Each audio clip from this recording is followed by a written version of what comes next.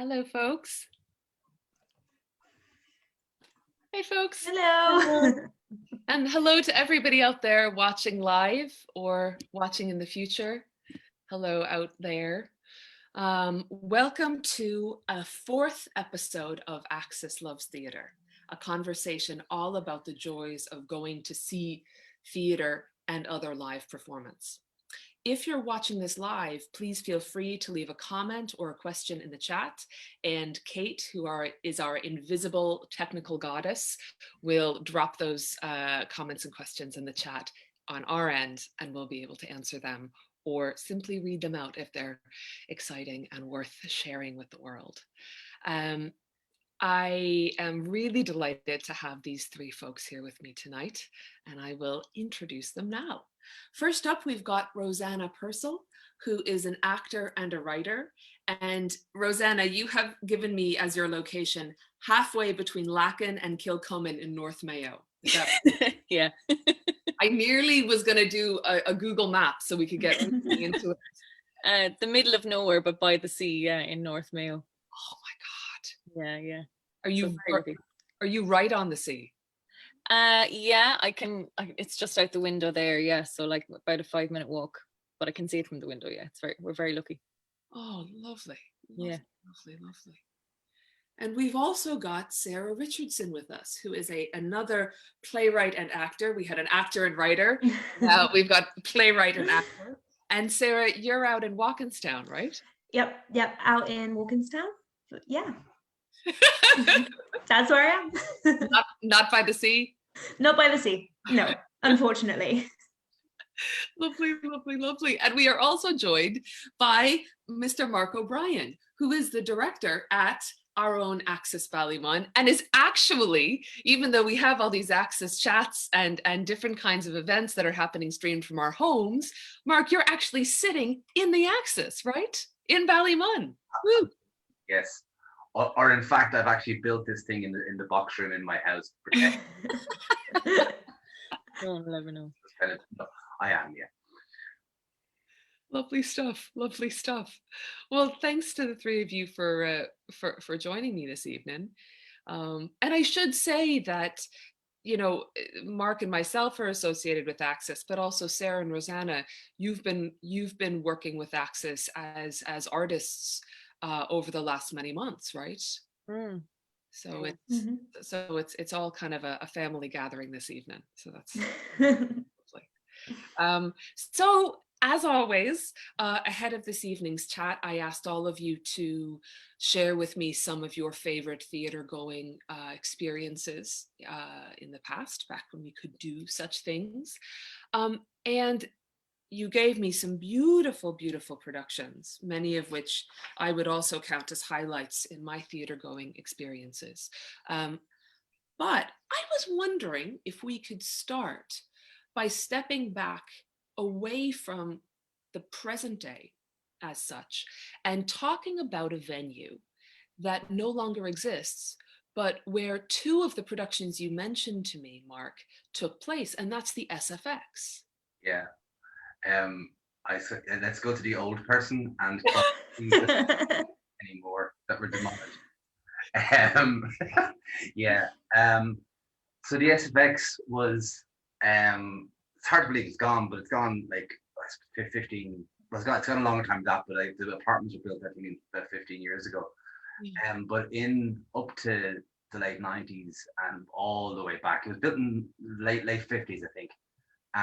But it's housed everything from the National Symphony Orchestra to U2 to the Clash to, you know, it was the live music venue in Dublin, and there it is. It was on Upper Sherrod Street, which is just around the corner from Gardner Street, nearly where the old DYT building across the road from there. And it was also a venue for the Dublin Theatre Festival. Michael Scott ran his company out of there for many years. I mean, obviously it wasn't the most attractive building in the world. Inside, it wasn't the most attractive space, but there was magic in those walls. I mean, literally, if you go on, it's worth going on Wikipedia and looking up bands that have played in the SFX, and U2 kind of played there very early on, and yeah, so it was kind of that and the the boxing arena out in the National Stadium, out on Harold's Cross or down around Circle Road were the two kind of bigger venues. But yeah, that was, and it's a big loss. I mean, I think, as we hark back now to venues of that size, I can't remember how much it held for theatre, but I certainly saw big productions there, and a few that I haven't mentioned. But yeah, it was great because you had also for bigger shows you kind of queued outside, so it was kind of really cool because it was an old style hall, so it wasn't big massive foyer, so you'd be queuing down the street, which is kind of cool during, well, not when it's raining, but it's kind of cool during a nice warmer festival evening. Yeah, I'd say that was probably half the fun of it. Yeah, bit of crack as well. If yeah, lots of young lads on bikes as well, so that could be fun too. Lovely. And why don't we talk about those shows? So you mentioned two productions, one in the late 90s and one in the early 2000s, by two really crucial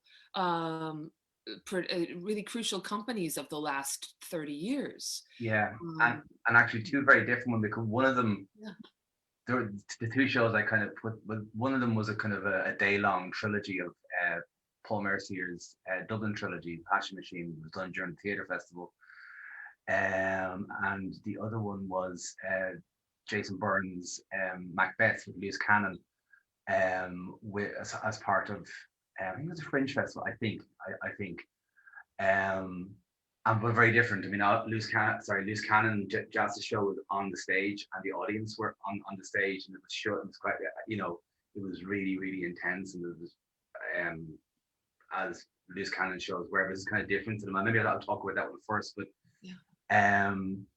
I had been in college with jazz for like years before that, and like I kind of knew I was working. Obviously, knew a lot of Lewis Cannon stuff as he was kind of emerging and making amazing work at that time. But this is very different. It was, I think if I remember correctly, it was two people. It was Steve Roycroft and Mark, and they were on the stage playing everybody, but they had it with toy soldiers. So they actually were moving the story. So, and you were sitting in around the stage, and just the intensity of it was just extraordinary. Mark Doughton and Dee were like on fire, and it was a very exciting time in Dublin theatre. Around that time, it was kind of, obviously Lewis Cannon were there. Bedrock had been kind of going for a few years. There was a lot of kind of new companies bursting onto the scene, and a lot of experimentation. But this was the most alive Shakespeare that I had seen up to that point. I mean, and the verse was amazing as well. But the actual visceral thing about these people, creating this world and the madness of it all. And it's funny, I don't remember an awful lot about. Well, obviously I know what happened in Macbeth, but I don't remember an awful lot about kind of what happened in the scenes. But I just remember the feeling of it was like, God, you know what I mean? You're kind of, you were there, and I suppose reflecting on the pieces that I kind of sent as plays, they all had that. It was kind of more a sense of the feeling I got from being there rather than necessarily what happened or the performances. Well, obviously the performance would help the feeling, but it was more about the kind of the atmosphere. And certainly that one was an extraordinary piece. Not that everyone's liking, but but it had that intensity, and it had that kind of intensity of Shakespeare, like downscaled, but yet had that whole epic quality to it because of how downscaled it was. It was fantastic.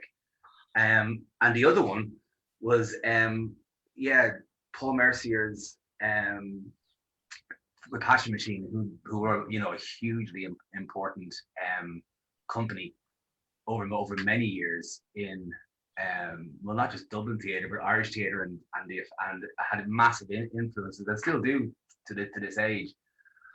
But over the day, it was the first.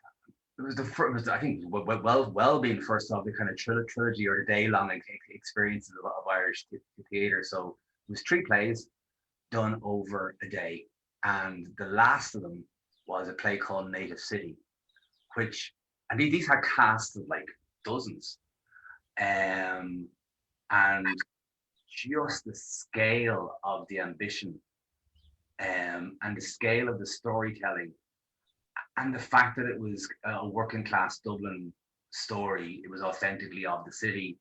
The cast were, multicultural in the last one. It tackled, things that were happening in the city around the time, right outside the theatre's door, which you could probably hear during the show.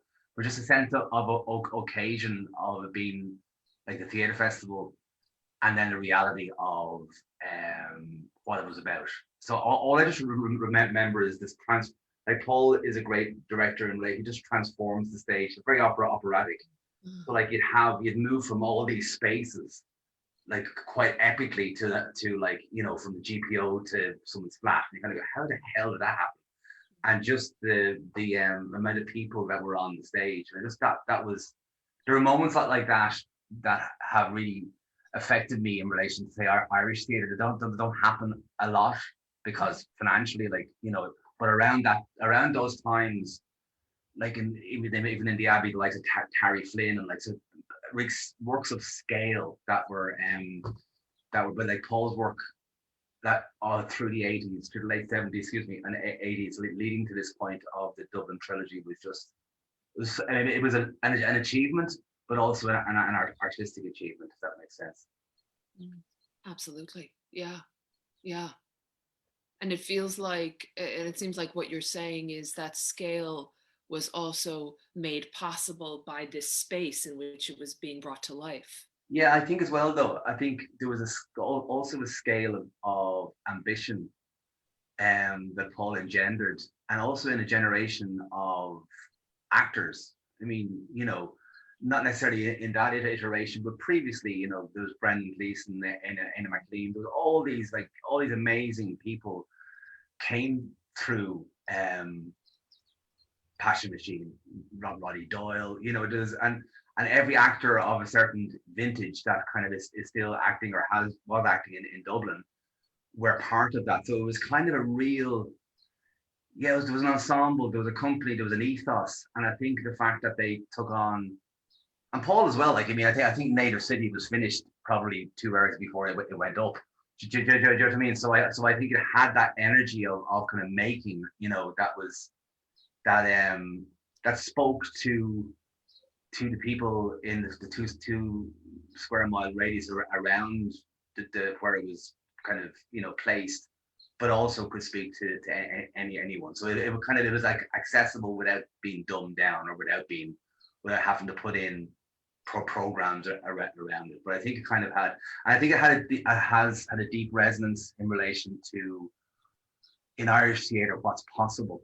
And similarly, actually, in a way, what Loose Cannon and Jazz did, because that kind of very European, Grotowski kind of influenced work that Jazz was exploring, but also he went on to direct shows in the Abbey, and went on to kind of, direct shows, kind of the direct music and direct. But I think that kind of the artistry behind his exploration and the artistry behind Paul's exploration, I think it was just great to see them. And I can't believe it's not that long ago. I mean, it's kind of like, you're kind of going, yeah, early 2000s, that was just yesterday. That's 20 years ago. So, and I actually also realized when I was kind of emailing today going, oh Christ, most of those are like 20, 25 years ago. The stuff I'm telling you about. So I had to throw in one more today. To see, but it's funny. I don't know how Sarah and Roseanna feel, but like once I start, I was going to go, what? Can't remember any plays, and then suddenly, once I do, it was like, oh my God, stop! How do I not get? Oh, and I know. Those ones. I know. Well, and this is why I always ask folks to send me on the plays ahead of time, because people always think, oh God, I don't know. I don't know, but okay, I'll do the talk, I'll do the conversation, whatever. And then when you actually sit down and start writing them, you could go on forever. Yeah. And there's this one, and there's this one. And I every time I'm preparing, I'm always thinking of all these other plays that I want to talk about, but I'm never going to be a guest. So, but it's infinite, So absolutely. And it's interesting, not to give spoilers to what else we might discuss from your list, but with those two and the other ones that you've mentioned, shrouded in mystery for now, they all are really, they contain the DNA of so much of what we see now. And that's the interesting thing about what you're talking about with Passion Machine and Loose Cannon, is how many conversations those two companies, which were invested in by the Arts Council, which is a whole other kind of conversation to have about phases of funding and what the Arts Council is focusing on funding and supporting. But they were so much either parts of big conversations or indeed started big conversations that are still continuing. I think it was interesting because there was two around the time when I was thinking about Macbeth and that Jazz Extraordinary performance.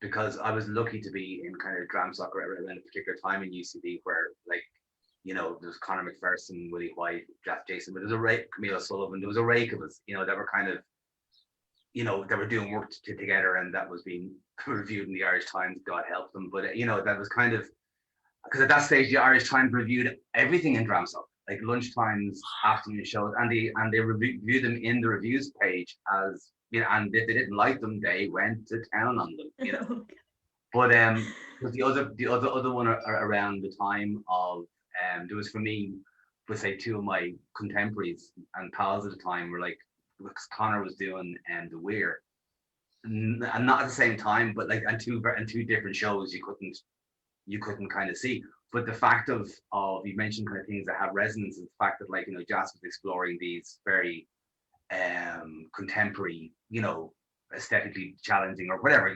engaging piece, and Connor was exploring, his own storytelling mechanisms that would change over the years, but in the Weir. So it's fascinating to kind of now looking back on that to kind of go, oh yeah, that was mad,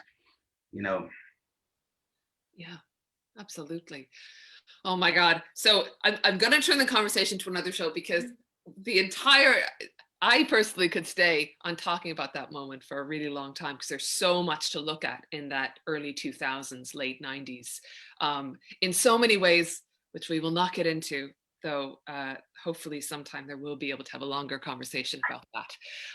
But let us jump, in the interest of chronological balance, to what I think is the most recent performance, at least within Dublin, of a show, which on our list that I've received from the three of you, which is Burgers, in 2019 Dublin Theatre Festival, Sarah, which you mentioned. Yeah, Burgers, I saw in Smock Alley in DTF 2019, and it was one of those shows that whenever I think of what was one of the best shows I've ever seen, it's instantly in my head, top of my list, is one of the most powerful pieces. So it's this amazing piece by a person called Travis Alablanza, who is this amazing trans performance artist. And their work is like stunning beyond belief. But it all basically, the whole piece is, they've created this piece after they were subjected to a transphobic sort of attack that happened to them when they were going around. I think it was, I don't know if it was in the UK, I'm not sure if it was London, but someone threw burgers at them and shouted like a transphobic slur. And so then they sort of started becoming really interested in burgers and this thing that had been weaponized, I guess, against them and used as abuse against them. And it all accumulates in this amazing one-person show. And the show was just, I remember going in and not really knowing what to expect, kind of knowing that amount of it and then not knowing any more. And it was just more than you could ever hope. So you go in and you sit down, and firstly, like, as you can see from those images, everything looks like, the design, the aesthetic is all just so like pleasing to look at and exciting to look at and cohesive all the way through, down to aprons, down to everything is so amazing. But it's kind of like a mix between one-person show, audience participation, and like a cooking show, basically. So throughout the whole piece, they have this like full-on working stove and everything, and they are physically making a burger the whole time throughout the whole piece. And while they're doing that, they're telling their story about this attack. They're telling their experience as a trans, non-gender conforming person, and their life, also going back and telling, you know, information and histories, and, you know, about, you know, back in the day in ancient, you know, in ancient religions or something, having non-gender conforming deities, and how colonialization has really like suppressed all of that. And like you hear that and you're like, oh, that's really highly intellectual, but it was one of the quickest, wittiest, funniest pieces I've ever seen. And the whole time they're doing all of this is they have a member from the audience up on stage with them, and they specifically ask for a cis straight man to come and be on stage with them as they tell this story. And so it's like this amazing moment of seeing two worlds there could be a huge amount of tension between there, you know, a huge amount of pain on one side, and coming together and taking this audience member, and as a result all of us, but this specific audience member, through this journey of creating this burger, of telling them about their own experience of, and really challenging everyone into what this experience is. And it was one of those pieces where I went from falling off my chair laughing with the quickest of wit, with like, oh my God, I can't believe they just said that, or oh my God, I can't believe they just called that out, like absolute, really like laughing, to, you know, a huge bit about this attack with the burger was that they say maybe around 100 people saw it, and no one stopped and helped them, and no one stopped and asked if they were okay.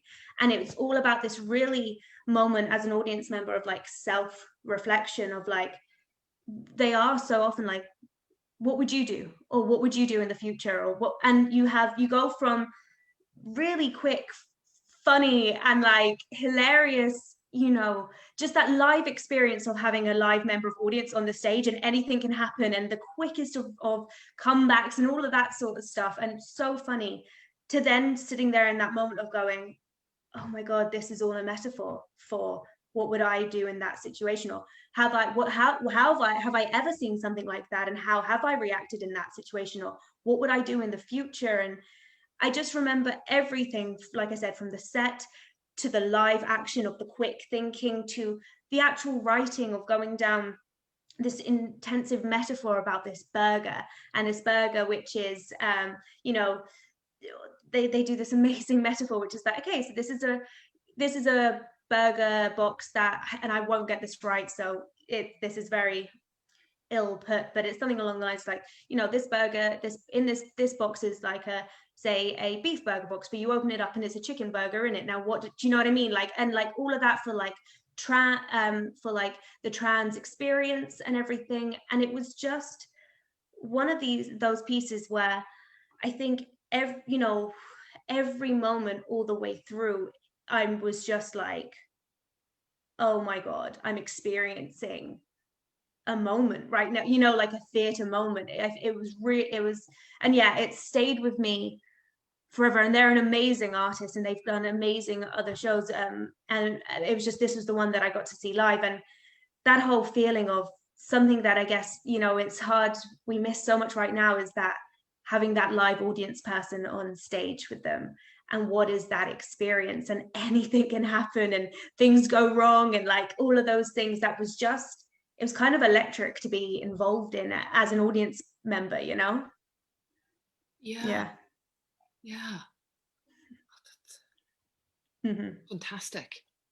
And it's always so interesting to be in those situations in which you've got a performance or a production where there's this element of volatility introduced that's brought up on stage, or even, you know, the cooking of food, all sorts of never mind the sort of intrinsic volatility or unpredictability of performance. Like anything could have gone wrong at any moment, do you know what I mean? And it was also that feeling of, you know, there's that feeling of feeling really, you know, anything can happen, oh my God, but also simultaneously feeling so in such good hands, so well looked after by this performer, so well, and you weren't scared of the fact that anything could happen. You were like, oh my God, I can't wait to see, because like very quickly they established very early on how, as I said, quick-witted, funny, and spontaneous they can be. And so that it was this thing of, anything could happen, and you're like, oh my God, like literally cooking meat on stage, and you've got someone like, I remember when I was there, the audience member couldn't tie the apron, and like this guy had clearly never tied an apron in his life and was just like really struggling, and all of that. And then also relishing in those moments because this performer was literally like so well able, Travis. Yeah, it's amazing. And that's the thing, isn't it? You've really hit on it. It's, you take these unpredictable elements that could go wrong, that could go totally out of control, but you bring that element of craft into it. And I suppose what craft is always different for any production, isn't it? Or for any performance, any play. But the ability to take care of that spontaneous possibility in the moment. Yeah, and never as an audience member feel like, oh, this is cringe, or this is all, when something's going wrong, and you're like, and it kind of, it shatters the whole illusion of a piece, because you're like, oh no, now I feel sorry for you, or now this is, and it kind of ruins. And never having that moment once, knowing that whatever outcome was going to happen, that was okay, and that was meant to be, and this was the journey we were going on. Beautiful. Yeah. Absolutely. Absolutely.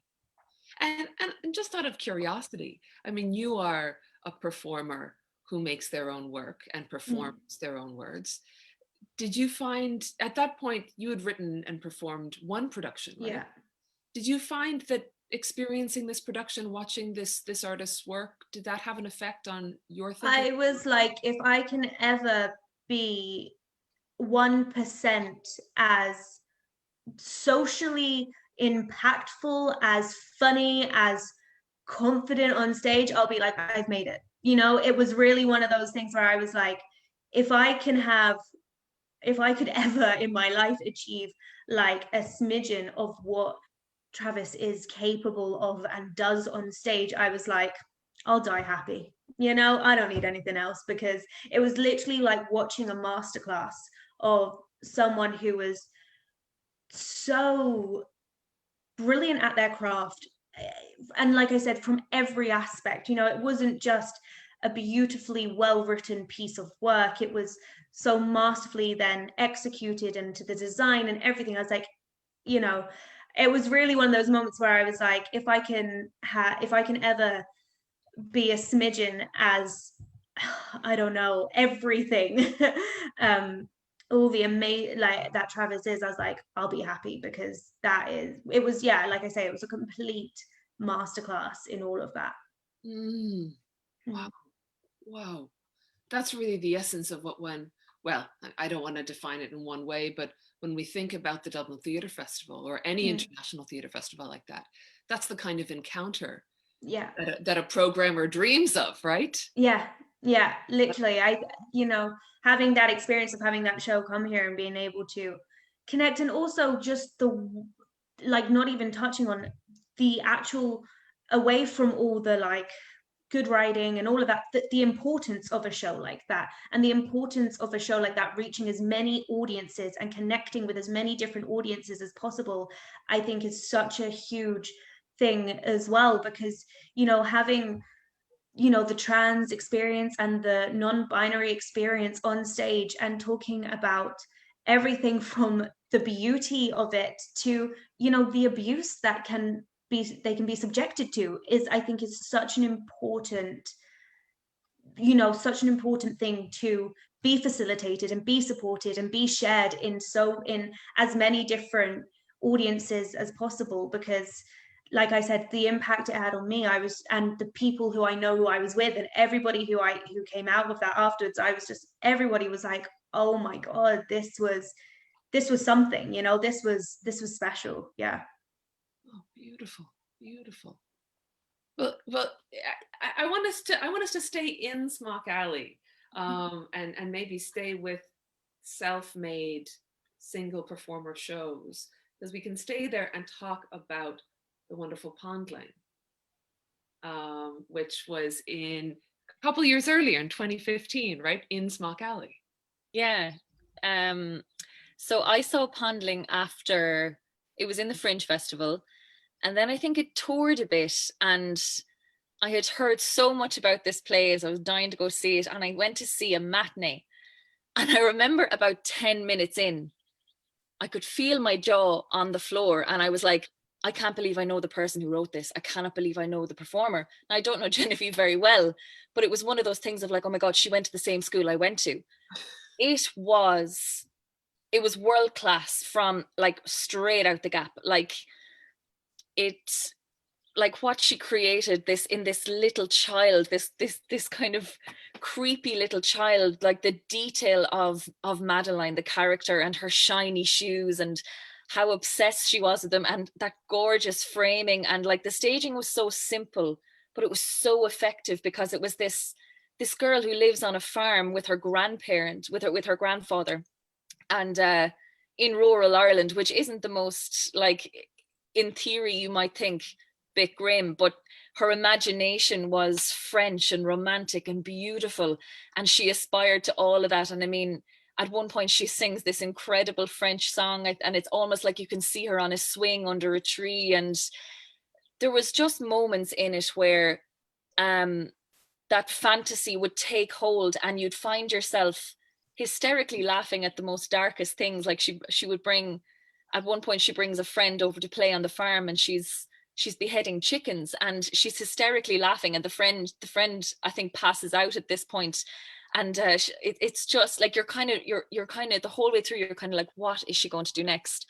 And towards the end, I don't know, did any of you guys see it, but she ends up in the friend's mother's house, and she start like, the mother's stuff is all so feminine and delicate, and things that she hasn't had access to as a little girl that she would have loved to have access to, and she starts putting on the mother's makeup and the lipstick, and she becomes so overwhelmed with it all that she falls asleep in the mother's bed. And when she wakes up, Genevieve did the most incredible thing that I've seen children do, but I've never seen anyone be able to do it as an adult, which was this like internal panicked scream where she kind of started like banging her chest as if she couldn't get it out loud enough.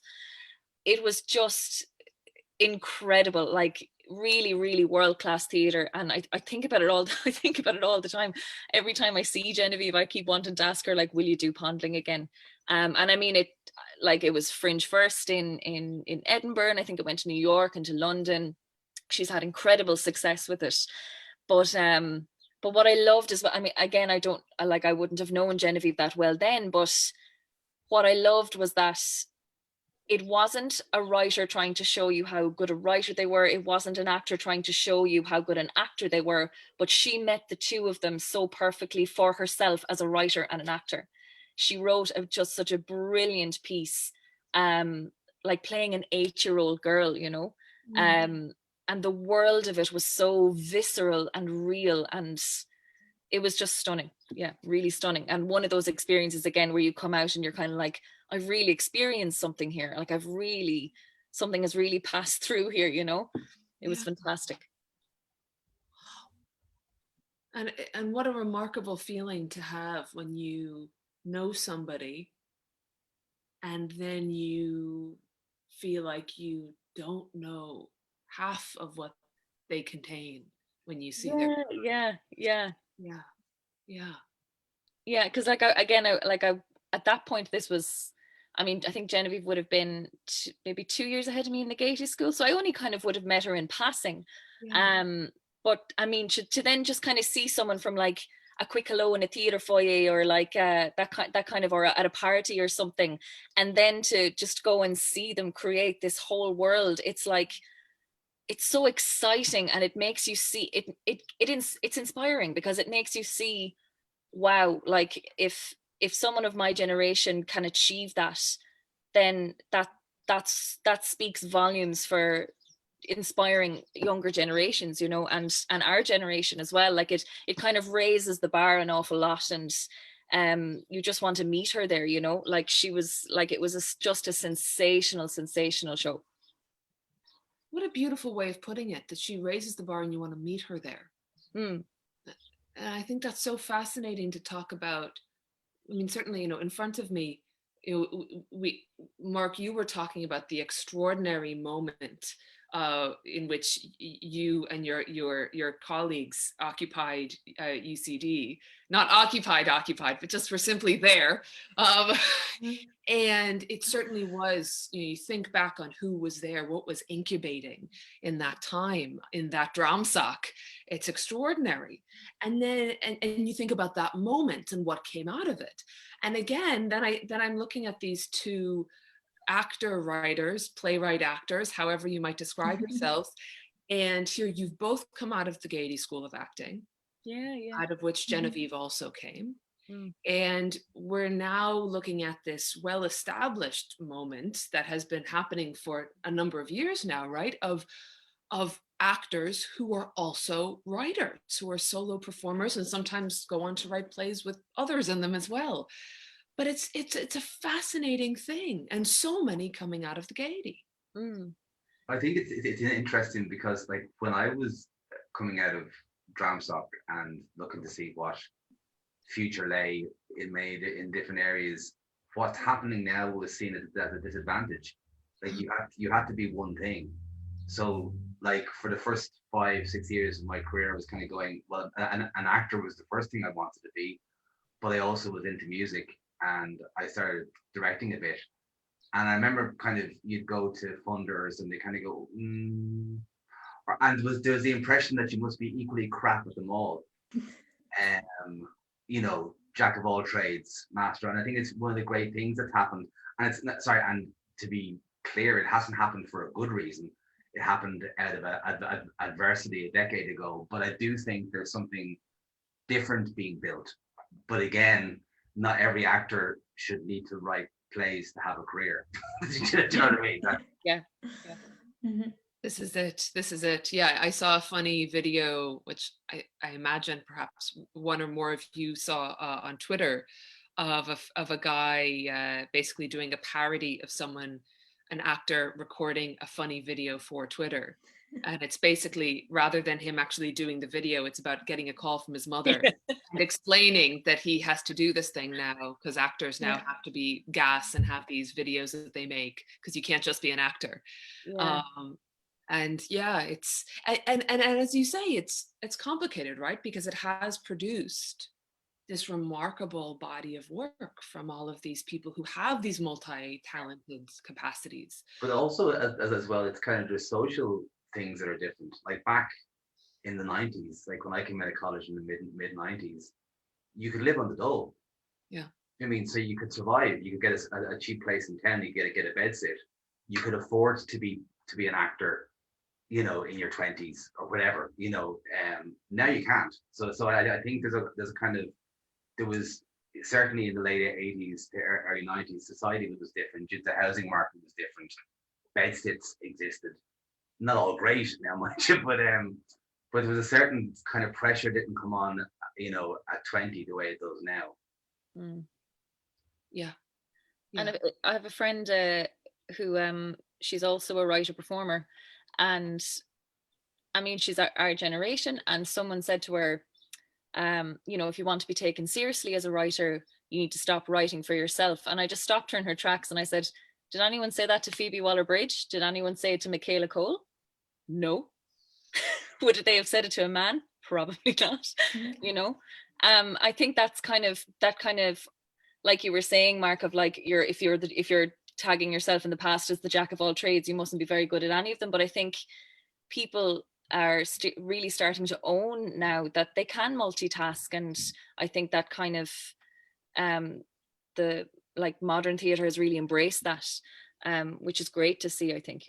On the flip side, though, I think there is a problem in work of scale because the writers, predominantly writers write, the writer performer is writing for themselves and maybe one or two people, and that's great. But the movement between this, speaking from a theatre director, that's sometimes very hard to pierce, in relation to how does a director get their heads into that space. And then how do you move that writer if they want to move into a space that has, I mean, we used to always slag Connor about, most of his shows in Dramstock. Well, actually, his first couple of shows dropped, people did speak to each other, and then they just started writing monologues. And then when you wrote the weird, it was like they kind of the characters talk to each other. They kind of go, no, they don't. They don't. They sit in the bar and tell stories. They don't talk to each other. But I think the whole sense of moving to working to writing monologues, to writing dialogue, and then owning dialogue across a massive narrative, they're very different skills. And I think there's a danger, and it's down to funding. There's a danger that, and it's not just the writers, it's directors as well, because it's a very different thing directing something in a 10 by 10 space to directing something in on Board Gosh or the Abbey or the sorry, that's a different subject, but yeah.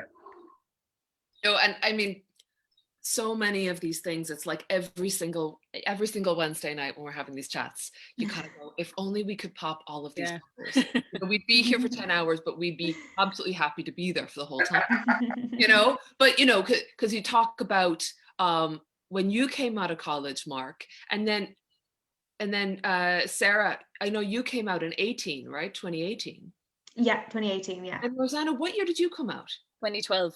2012, okay. Yeah. So I moved to Ireland, I graduated in 2006, and I moved to Dublin from Galway in 2008.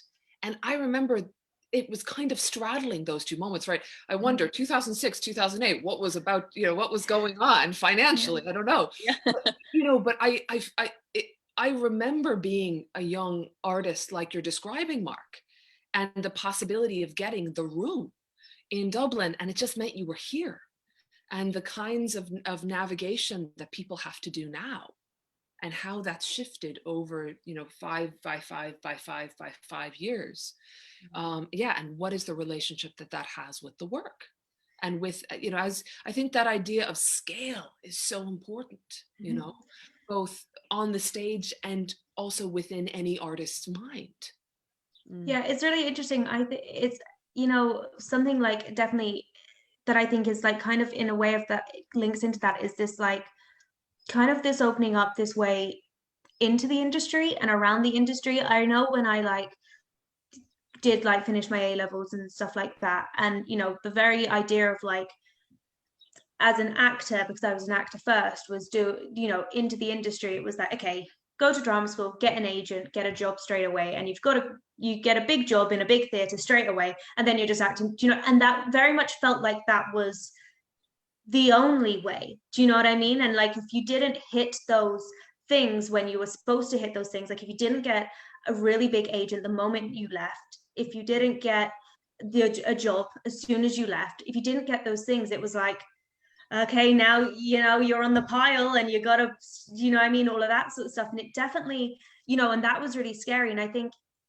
from watching different people and my own experience, it's this idea that there are lots of different ways, and there's lots of different paths, and there's lots of different journeys into the industry and getting where you want, or even doing what work you want to do. And do you know what I mean? And there's lots of little different paths of, okay, what works for one person that way doesn't work for another person, and turning to writing or creating, and then that forging into something then becomes a completely different journey, and it's a completely different path. And it's just a really interesting thing that I've almost learned over the last few 2-3 years having been graduated, is what is the path that is right for me, and then also what does that lean into? Because before I was always I'm just an actor, I'm not interested in doing anything. Do you know what I mean? I didn't want to do anything else. And then the writing sort of happened, and as the writing happens, that has turned into something that is hugely exciting to me now, and as exciting to me now. And that sort of has formed in that way, but only because I guess essentially it had to be another path. Do you know what I mean? It had to exist to get people to see you, to get people to see you performing. If you weren't going to get that straight out sort of thing, it was about, okay, you got to put on your own work, you got to put on, it was kind of it's definitely a mentality that I think is around right now. It's if you want to be seen, if you want to be doing stuff, you got to put on your own work. But then there's something that then has to sort of develop in that, where if that's all the work is about, is like just you getting seen as an actor, do you know what I mean? Then it's just not going to serve you, because it's not going to be great work, because, and you as an actor are going to be served by it, if that makes sense. But it also then challenges you then to have this other skill to be created, and then what do you want out of that skill, and how do you make that into as something that should be showcased in itself, because it's interesting and it's good, and then you're then turning to things that are good and exciting. So yeah, no, it's interesting, I think. It's kind of, I mean, I think I agree completely with you, and I think it's life is short, but it's also long. And I think there's, you know, like if you told me when I left college that I'd be about to become one of the co-directors of the Abbey, I would have laughed at you, because that wasn't in my trajectory. I wanted to be Daniel Day-Lewis. That's where I wanted to be. Certainly wasn't about running organizations. That was for other people. If you told me 17 years ago that I would be in AXA 17 years later, I would never have gone for the job interview. And I think there is an interesting thing about the arts as a career, is that I think an awful lot of time that we look at things in the way we think they should be, rather than looking at the way they are. And that can lead to an awful lot of frustration. And, you know, you can kind of wish the world was a better way, but that's the same in any career you enter. And we can all strive for better things, and strive for better funding, and strive for, I mean, obviously I'm speaking from the great privilege of having a job, but you also kind of go, the reality is from what's in front of you.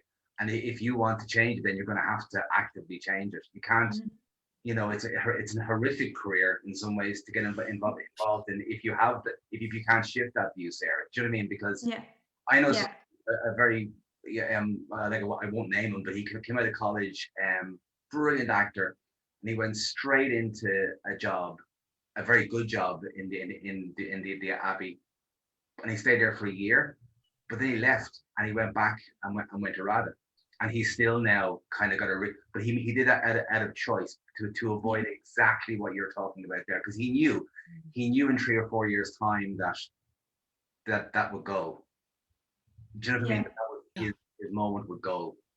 Sorry. Yeah, and it's that thing. It's like it's such a thing. Even in the way you talk about how the scenes, the theatre scenes, and what is happening shifts. It's like that ability as an artist to be flexible and to be changing and being open to that thing, because literally, you know, it's one of the most unstable things in the world, and unless you can, like, I think, almost accept that and go with that and be willing to, I don't know, adapt, or, you know, even see what is possible within yourself in other types of ways. It can, if we can't get on board with that, it can become a very upsetting and very hard place to live, in terms of rejections and not getting parts and not getting auditions, and, you know, not getting application, all of that. Like, if you know, if you're thinking you've got to do it, when you look in this harsh reality of it's one way, and it's hard, it's this, it's that, and you don't, and that's the sort of reality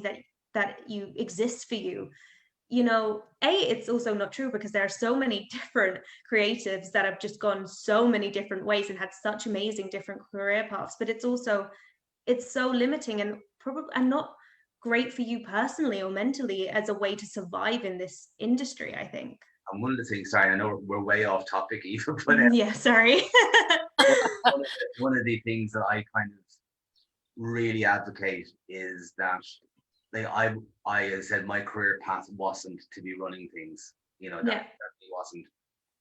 But I think there are opportunities for artists to explore the other talents that they have in order to get into positions that might affect change, and not be afraid of losing their art. You know, your artistry is something that you own. You know, no one can take it from you. But like getting, you know, placing yourself into a leadership position in organizations, or getting in there and changing things, I think there's a lot to be said for mentorship and for around that, because I think more artists that are leading or managing or part of, you know, the running of organizations, that's where the real change will come. I think that comes down to trusting and believing in your own ability, and then not having your life dictated by a stubborn ego. that that like you're kind of going, no, if I don't get onto this stage, or if I don't get into this TV show, I haven't made it. I'm not gonna. Mark is gone. You offended him. Sorry. Like, I'm done here. Sorry, Roseanna. But that like I definitely did that as a younger actor, kind of going, well, if I don't have this achieved by the time I'm this age, forget it. And then you kind of, reality sets in, and if you don't have the wherewithal to adapt to reality and trust yourself and trust the journey that you're on, and craft it for yourself and trust that it's yours and nobody else's, then you're fine. But I think when you start kind of set those goals, and then, like, I had this chat with a writer, and we were talking about when you're in school and you're kind of thinking, I'm going to do this and I'm going to do this, I'm going to do this by the time I'm this age, and then if none of those things are achieved, do you listen to the person who's gained all the life experience, or do you still listen to the child in school? Like, that kind of thing. That you kind of have to trust yourself as you get older, and trust that, no, this is for a reason, and everything like that. Absolutely. And by the way, like, these conversations go where they go. Right? Can you imagine if I just went, all right, we have more shows to no, it's kind of like the closest we can get to just sitting around the pub talking about shows, right? So those always go other places. So anyway, there's never an apology. This is always whatever is being talked about is what's supposed to be talked about. I just want to say there's a really interesting comment from Stephen Kelly talking about having felt really jealous of the Gaiety students when he was in the Trinity program, and feeling like they learned how to fund shows, and there was all the kind of broader theater making going into the training, and it's really fascinating to hear that, because of course there's that eternal thing going on between the schools and students, whether you're at the Gaiety, if you're at Trinity, if you're at Bow Street, if you're at what used to be DIT, but is now TU Dublin, and so on and so on and so on, and obviously we've there are so many programs throughout the country now, and it's not really about better or worse, is it? There are so many programs that have rich stuff to get. It's the question of, is that the rich stuff that is relevant to this practitioner? It's about the right fit, isn't it? And I suppose there's always going to be something you get and something maybe you would have gotten more of somewhere else, but that's... And I think it's also that thing of like, training doesn't really finish. Do you know what I mean? Of like, you can go somewhere and you go where was right for you and what does for you. But if you ever felt, I don't know, that thing of, wanting to get more of something, or like that you felt, do you know what I mean? It's sometimes I think we live in this world of like, and that part of my life is done, and now I go into this part of my life, which is all, and it's like, especially as a actor or a writer, of having those, checking in with that craft and everything I feel like that's a continuous life journey, career journey thing that should always be happening as well, Yeah, absolutely. Yeah. And again, it goes back to, Mark, what you were saying, that life is long, and it can feel in the short term, especially when you're right out of college, right? That sense of what needs to happen in the next 5 years or the next year. But actually, as you say, Sarah, the learning, the discoveries, what actually is meant to be, however that happens. Yeah, try and be a friend of Conor McPherson's when you come out of college, him in the first 4 years, and you're kind of going,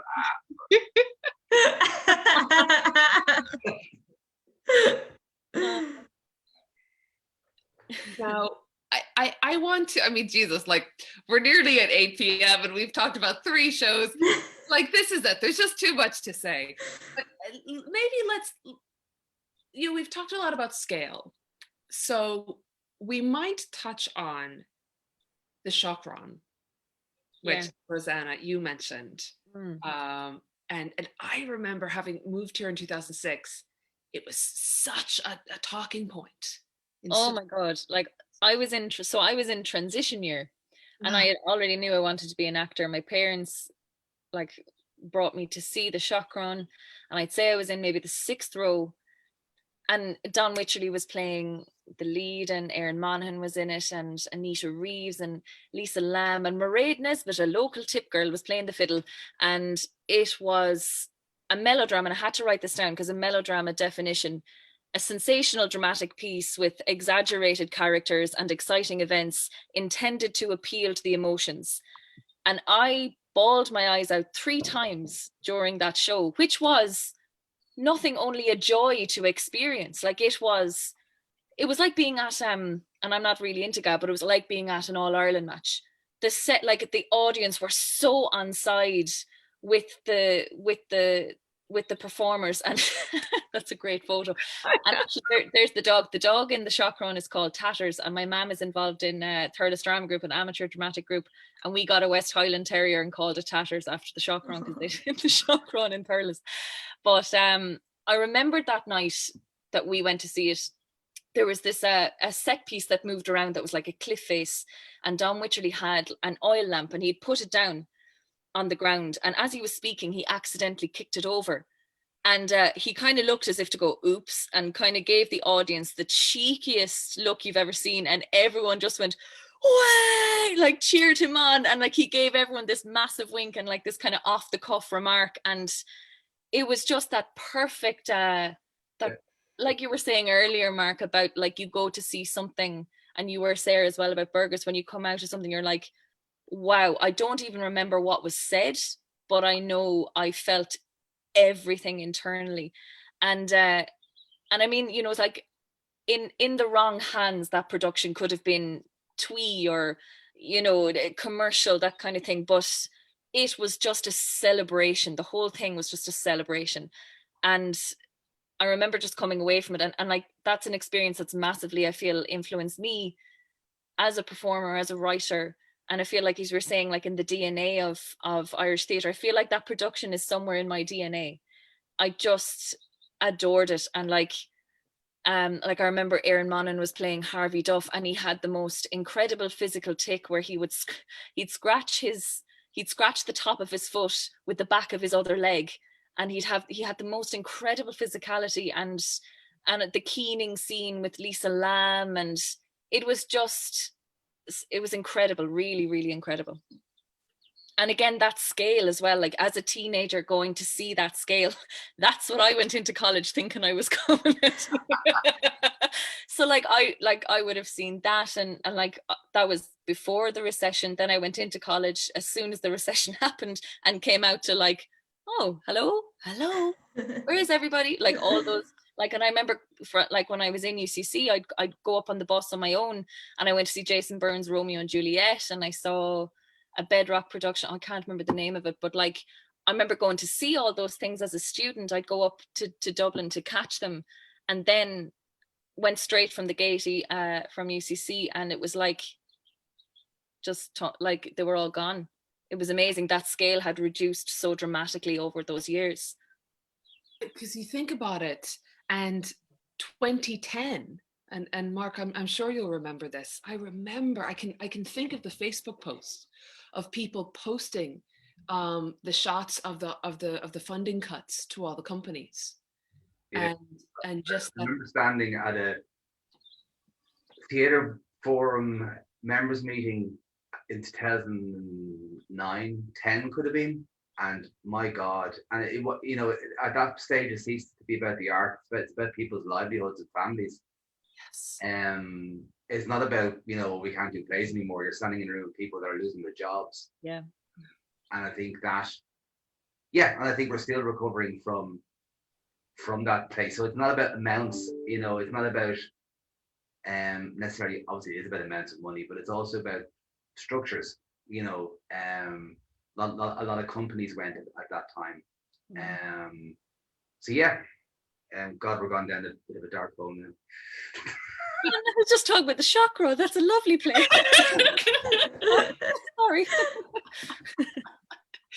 Let me see, I'm just wondering, can we get, yeah, it's just 8 p.m. God, last week, we won't go as long as last week. We went 40 minutes over, I promise. It's okay. But let's see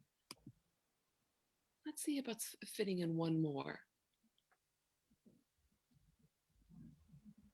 So I wonder whether we might talking about scale in an interesting way,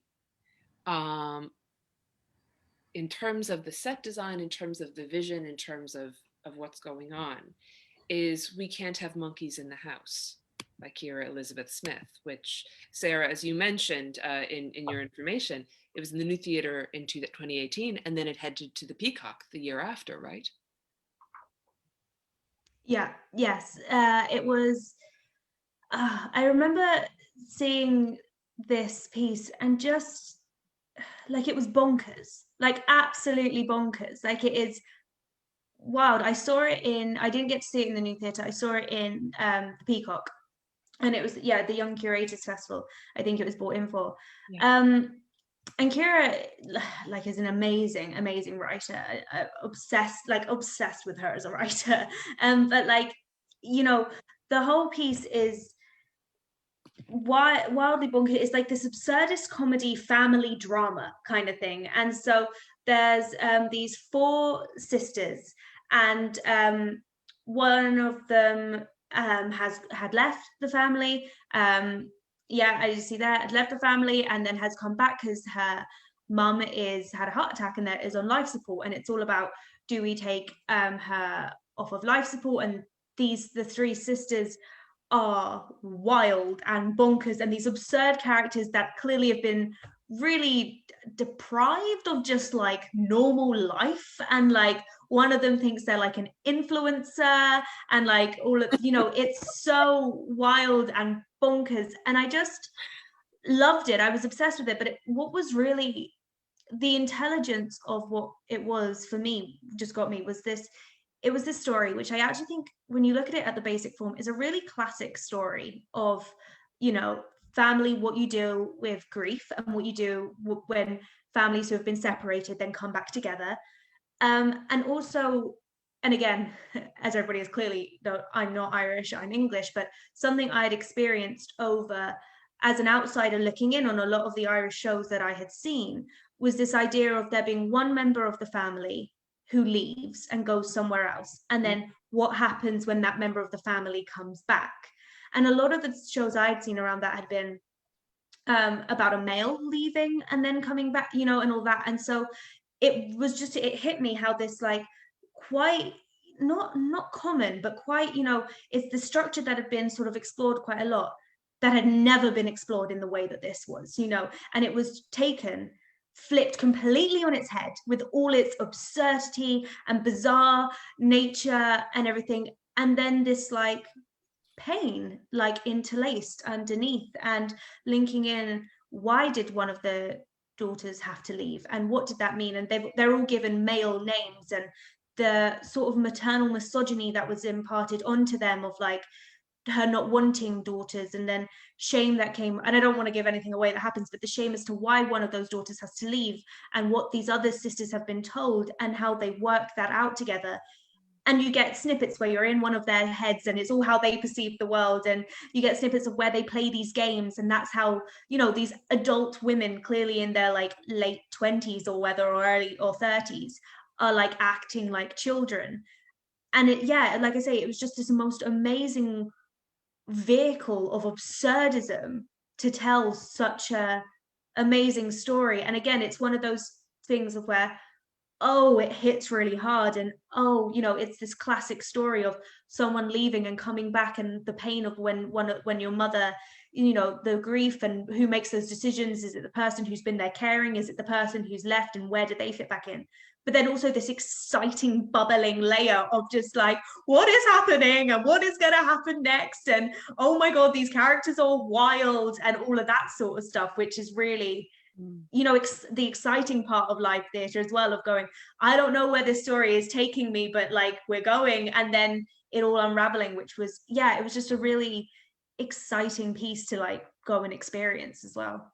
I love, just to add on to that, like, Kiera is a phenomenal writer, and the brevity at which she plays out such an intense dark story, but with such at that absurd level. Mhm. I think to do that now is again really, really inspiring. Like Yeah. Again, another writer who's kind of setting the bar there to kind of say, you don't have to play everything you don't have to play everything for realism, or not everything has to be naturalistic, and like we can go there, we can really go there and trust the audience will go with you. And to see those brilliant women do that and just charge at it, I thought that was fantastic. And it's like the opening of it is just like line. Do you know what I mean? And you're thrown in, and it's like that feeling of like, oh my God, you know, and it's just like this dialogue going. And it's so, as a writer as well, it's so exciting to be like, I want to be able to, like, that energy is like, I want to be able to do that one day as well, you know? Yeah. I mean, I remember saying, I don't know whether I said it to her, because I saw it in the International Bar as well. And the International Bar, the New Theatre. And I remember remarking, it was like Pinter on acid. I think, and I meant that in the highest kind of compliment, because I really agree with Roseanna. She has this brilliant skill of loading lines and making them feel completely unloaded. Yeah. Making the most ridiculous, stupid characters that should never, ever work apart from clowns, giving them pathos and depth. And it was a short play. Do you know what I mean? It wasn't, you know, you're about 3 hours in the theater, you know, and I think, she's phenomenal. But I just think the energy, it's kind of that controlled darkness at the heart that is, and you're there as an audience looking for clues, and you know halfway through you go, I'm not going to get any clues, am I? And you're not going to help me here at all, you know. Like she's kind of like a young Enda Walsh almost, where she's into your subconscious before you realize it. Like, you're like, oh, she's in there. I know there's something going on. I still have to figure it out, though. She's brilliant. And you know what's really fascinating? Just looking at those images there, I think I've still got them. Yes, I've got them up. I'll share the screen again. Just looking at the image of the four. Oh, I know. The four of them there. In the context of the conversations that we've been having, right? Ash O'Mara has written, has made her own work as well. Yeah. Camille Ross has written her own work and made her own work. She had Little Bobby, Big Bobby, Big Bobby, Little Bobby. On this weekend. This weekend, starting streaming tomorrow. I am not sure. I think Meg has definitely done a lot of collaboration work, I think. So I was thinking, I can't think of a play that Meg Healy has written. I want to say that one of Ciara's first plays was with Meg, and I think maybe did they co-write it? I could be wrong about that, though. Okay. But yeah, as you say, Meg is very much in process, in collaboration. Yeah, in my head, she's always collaborating, and she's a creator as well. Yeah. And then Danielle Galligan. Now I know she's originated work. I don't know if she's written it herself as such. Writes poetry. Yeah. I knew you were going to say it, and I was going to mention it as well. Yeah, so she writes poetry. So we have these people who are. It's just so funny. Here we have Ciara, who originally trained as an actor, right? Yes, in DIT. Yeah. So she has that origin, and then she's now this writer, and still performs. And now we have all these women on stage collaborate on this, who also have this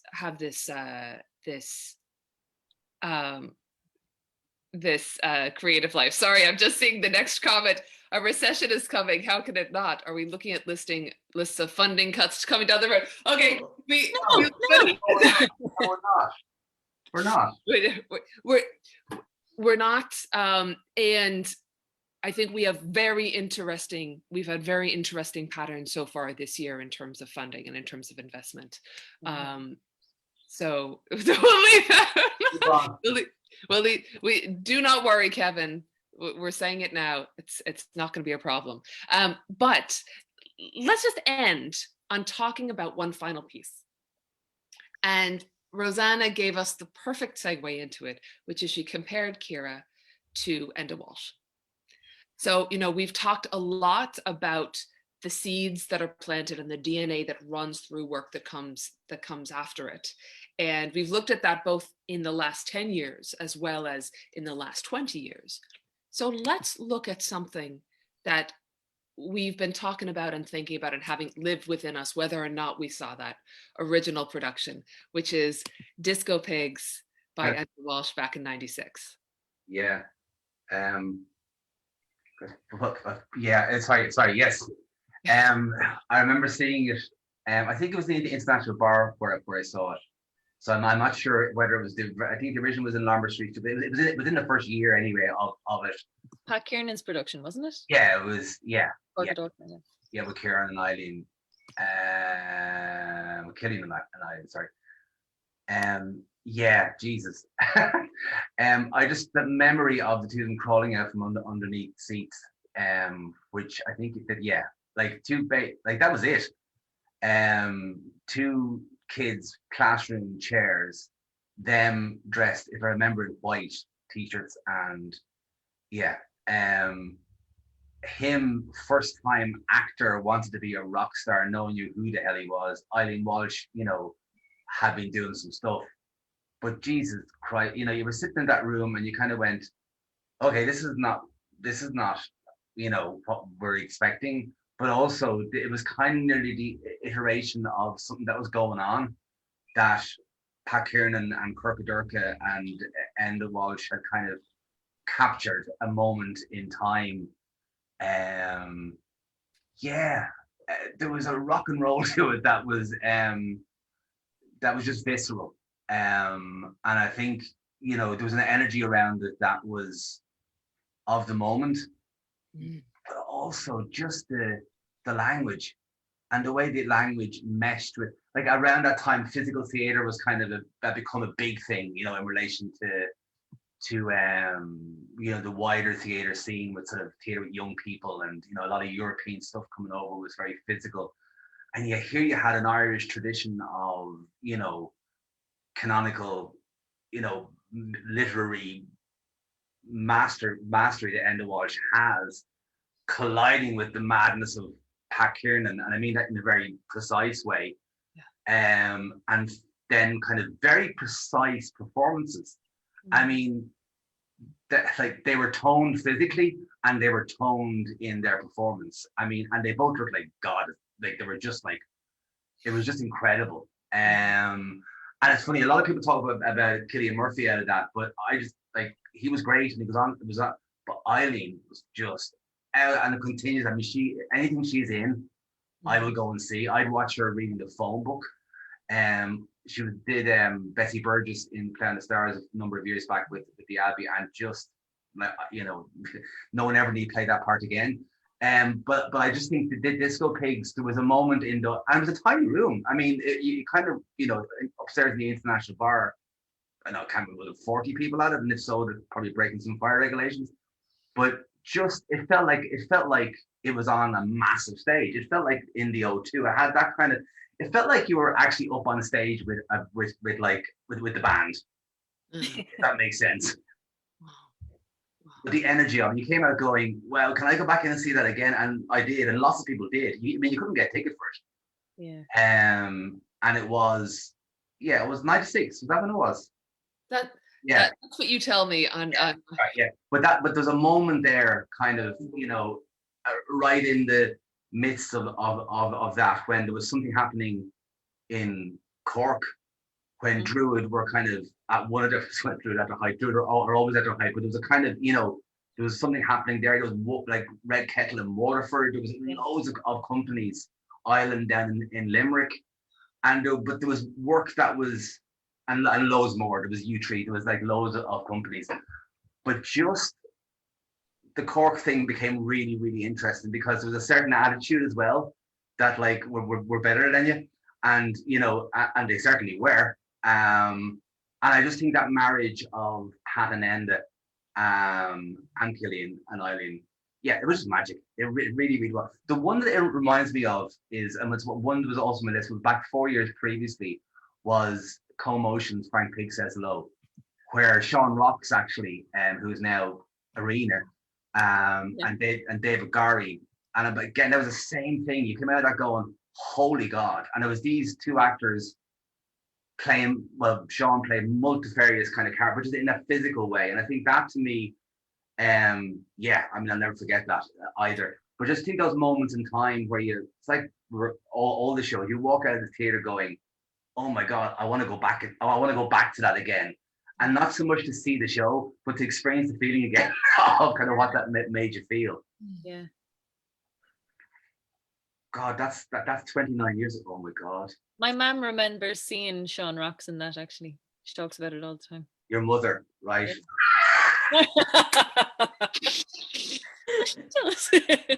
Yeah, no, but I think, yeah, Sean Rocks He must be a great actor. Brilliant actor. Yeah. Really, really brilliant actor. But yeah, the Disco Pigs. I mean, you can see then. I remember coming out after going through UCD and thinking about going to actor training, and then you have, you know, Killian coming in, you know, going, yeah, well, I'm trained as a solicitor. You know, I don't want to do that. I want to be a rock star. And I just try my hand at acting, and you go, whatever, yeah. And you're gorgeous, so like you kind of go great. But it's an interesting person. I mean, I think talk about someone that the life is long thing that is stuck to the art form of it. So no matter whether he's in a Hollywood, you know, blockbuster or in Disco Pigs, it's the same thing. It's those eyes and that kind of just craft. Yeah.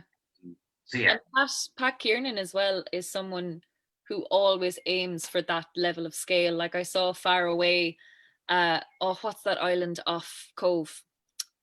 Oh, I can't remember. But a Carol Churchill piece in 2018, which was just epic in scale, site specific. And I remember seeing Plasticine in the Savoy Theatre, and like he is someone whose imagination is wild, and he will do everything he can to achieve that scale. And I think it's so important that, I mean, I think he's vital to the artistic community in Cork, and that's also being achieved nationally as well, you know. I think it's what I remember. He did a production of Clockwork Orange in Sir Henry's in Cork around the same time. It's just about in and around that kind of era of Cork. I mean, they set Ireland on fire around that time. And you can still see it in Enda's work. You know, I think Enda brings not past influence, but Pat Kiernan still exists in Enda's writing. You know what I mean? You can see the remnants of that collaboration still there.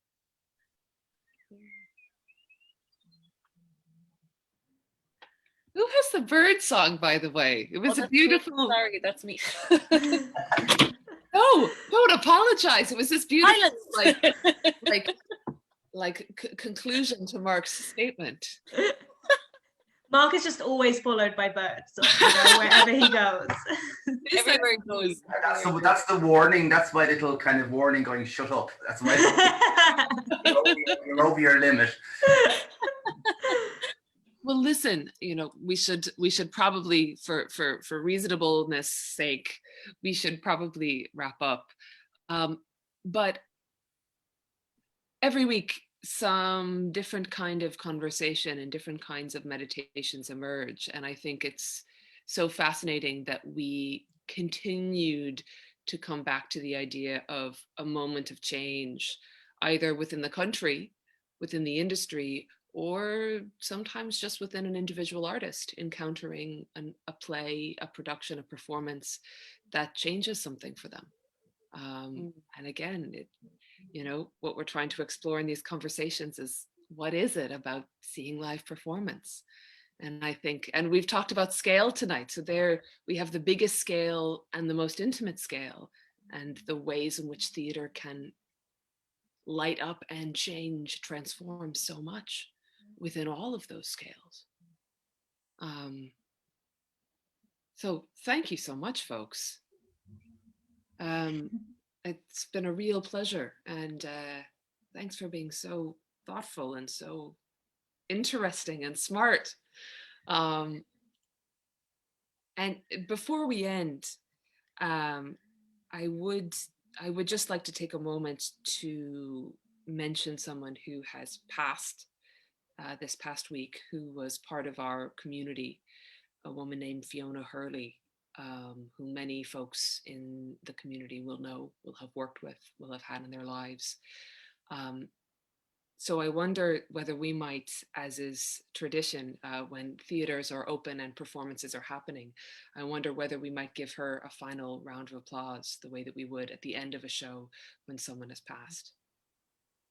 So we might do that.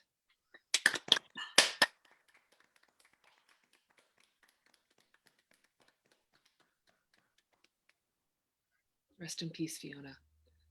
Thank you so much to you three, and thanks for everyone who joined us this evening.